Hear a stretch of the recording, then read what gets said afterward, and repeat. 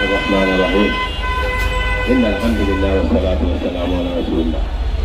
সম্মানিত উপস্থিতি এবং উপস্থিত আমাদের সাংবাদিক ভাইয়েরা এবং পুরুষ অধিকার নিয়ে সচেতন আমাদের নেতাকর্মী এবং দর্শনার্থীরা, আসসালামু আলাইকুম।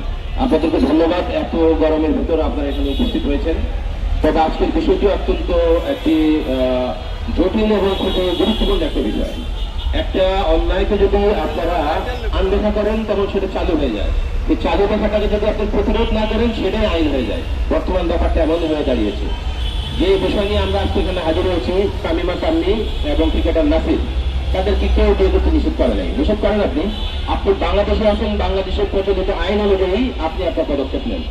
আপনি নিজেকে মুসলিম পরিচয় দিচ্ছেন, আপনি আপনার মুসলিম আইন অনুযায়ী ব্যবস্থা নেন। আমরা এখানে কেন দাঁড়িয়েছি? আমরা দাঁড়িয়েছি আমাদের নেক্সট জেনারেশনের জন্য।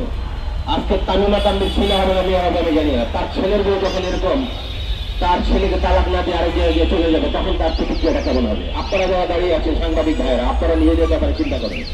যেসব পুরুষরা দাঁড়িয়ে আছেন, নারীরা দাঁড়িয়ে আছেন, নিজেদের চিন্তা করেন।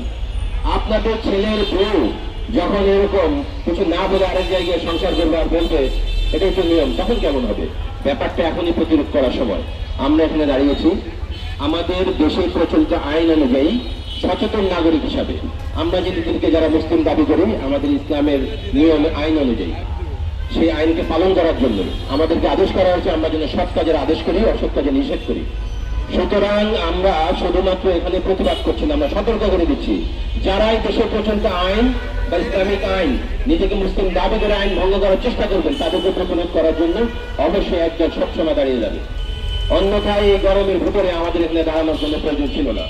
কুনতুম খায়রা উম্মাতিন উখরিজাত লিন-নাস তা'মুরুনা বিল মা'রুফ ওয়া তানহাউনা আনিল মুনকার।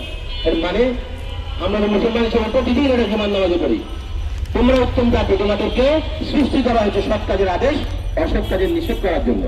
আমরা সেটাই করতে আসছি।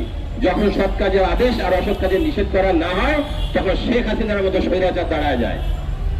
আর এই তামিমা তাম্মি তার স্বৈরাচারের হাসিনার চেয়ে কম নয়। সুতরাং এরকম স্বৈরাচার আমাদের মা বোনরা যেন না হয়, আমাদের ভাই বোনেরা যেন অত্যাচারিত না হয়, সেই জন্য আমাদের আজকে এই সমাবেশ। এখন থেকে আমরা এই জাতীয় যে কোনো কাজের ধারাবাহিক প্রতিবাদ, প্রতিরোধ এবং প্রচারণা চালিয়ে যাব। এই আহ্বান থেকে আমি আমার সাংবাদিক ভাইদেরকে স্পেশালি বলবো, নারীরা কোনো কিছু করলে সেটাকে